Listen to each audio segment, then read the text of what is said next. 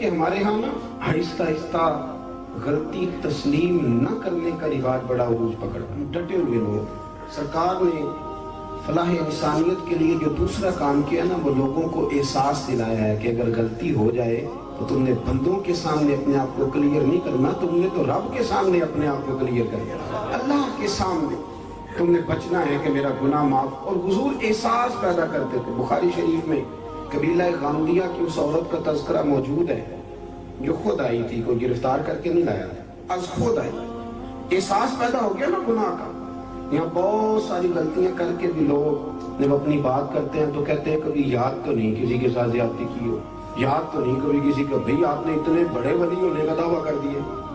انسان تو انسان رہتا ہے. بڑے بڑے لوگ کہہ گئے کہ یا اللہ اگر انجانے میں بھی بھول گئے ہیں تو ہم سے درگزر فرما, لیکن جب ہم تیار ہی نہیں ماننے کو. حضرت انس بن مالک کہتے ہیں وہ خاتون آئی, پکڑ کے نہیں لایا, کسی 14 دنوں کے ریمانڈ پہ نہیں اسے منوایا گیا, اسے وہ خود بخود آئی. کریم محبوب علیہ السلام کے سامنے جب وہ کھڑی ہوئی, اتنے درد سے میں نے کم لوگ روتے دیکھے جس درد سے وہ روئی. عرض کرنے لگی حضور میں غلطی کر بیٹھی, مجھ سے زنا ہو گیا, مجھے پاک کر دیں. تو محبوب کریم علیہ السلام نے فرمایا تو کیسے ثابت کرے گی تو نے گناہ کیا؟ یعنی مجرم کو ثابت کرنا پڑ رہا ہے کہ میں گناہ گار. یہ وہ کمال ہے کہ انسانوں کو احساس ہونے لگے کہ یہاں ہم غلط. جب اعتراف جرم ہوتا ہے, جب بیماری کی تشخیص ہوتی ہے تو پھر اس کا علاج بھی ہو جاتا ہے. حضرت انس بن مالک کہتے ہیں وہ عرض کرنے لگی حضور میرے پیٹ میں ناجائز بچہ ہے. حضور نے فرمایا جا جب بچہ پیدا ہو تو پھر آنا. وہ 8 ماہ کے بعد آئی تو اس کی گود میں پھول سا بچہ تھا. حضور نے فرمایا واپس جا, جب روٹی کھانے لگ جائے تو پھر آنا. وہ 2 سال 2.25 سال دودھ پلاتی رہی. پھر جب آئی تو بچے کے ہاتھ میں روٹی کا ٹکڑا تھا.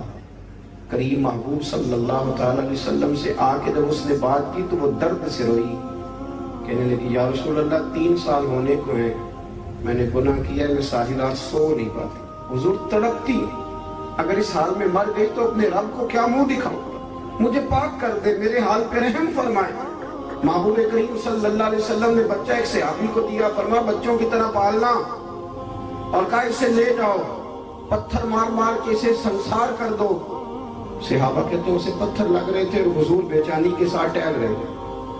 آ کے خبر دی حضور وہ تو وصال کر گئی, انتقال ہو گیا.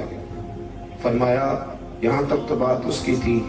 حضرت انس بن مالک کہتے ہیں اب محبوب کریم نے صحابیات سے فرمایا اسے غسل دو, کفن پہناؤ, جنازہ تیار ہو جائے تو مجھے خبر کرنا.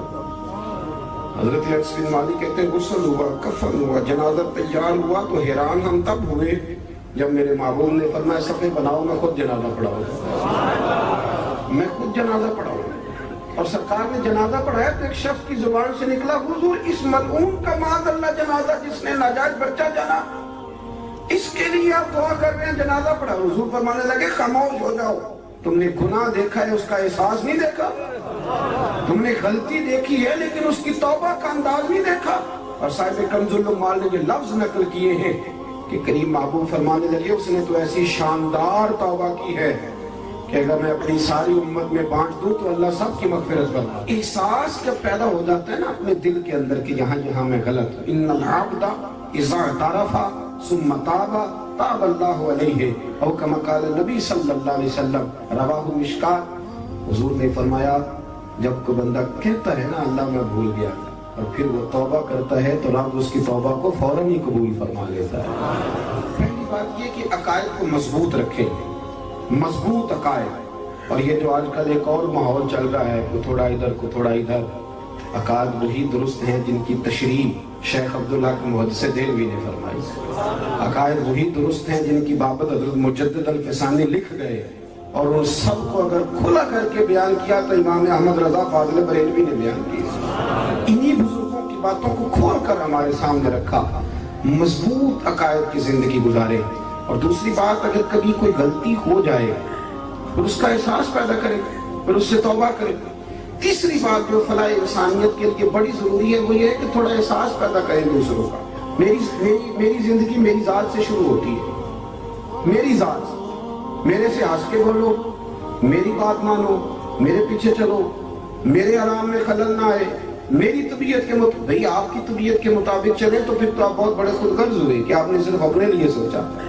महबूब करीम का कमाल ये था कि हुजूर ना दूसरों का बड़ा एहसास फरमाते थे। आप बुखारी मुस्लिम की वो हदीस पढ़े तो हैरान हो जाएं कि सरकार फरमाते हैं मैं जब नमाज की नीयत बांधता हूँ तो मेरा दिल करता है मैं लंबी नमाज पढ़ाऊँ। जब मेरा किसी काम करने को दिल करे तो फिर मैं सारी दुनिया को चलनी पड़े तो मैं कर जाता हूँ, लेकिन हुजूर फरमाने लगे कि मेरा दिल करता है मैं लंबी नमाज पढ़ाऊँ, लेकिन फिर मेरा ख्याल आता है कि पीछे बूढ़े भी हैं, बीमार भी हैं, बच्चे भी हैं।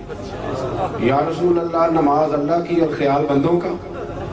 फरमाया मैं बूढ़ों, बीमारों, बच्चों का ख्याल अल्लाह की नमाज को मुख्तसर कर देता हूँ। एहसास जब तबीयत हमारे यहाँ ना तेजी के साथ एहसास खत्म हुआ, तेजी के साथ हमने इतनी नफी शुरू की। हमारे तो अहले तसव्वुफ में इल्ला माशाअल्लाह अब तरबियत का तरीका ये है कि सिर्फ मैं हूँ, मेरे सिवा कोई भी नहीं। हालांकि तरीकत तो इसका नाम था कि मैं नहीं बाकी सारे हैं। वो तो दूसरे का इस्बात करके अपनी नफी करते थे, और यहाँ बार बार अपना इस्बात। एहसास जब पैदा होता है, एहसास, फिर उसके अंदर तवानाई आती है। फिर इंसान अपने लिए नहीं दूसरों के लिए जीने में भी खुशी महसूस करता है। फिर वो महसूस करता है कि मैं कोई ऐसा दरख्त नहीं कि जिसकी ना शाखें हो ना पत्ते हों। फिर वो कहता है मैं दरख्त हूँ पर शजरे सायादार। कोई आएगा तो फल भी खाएगा, कोई आएगा तो छांव में भी बैठे, कोई आएगा तो उसे खैर भी नसीब होगी।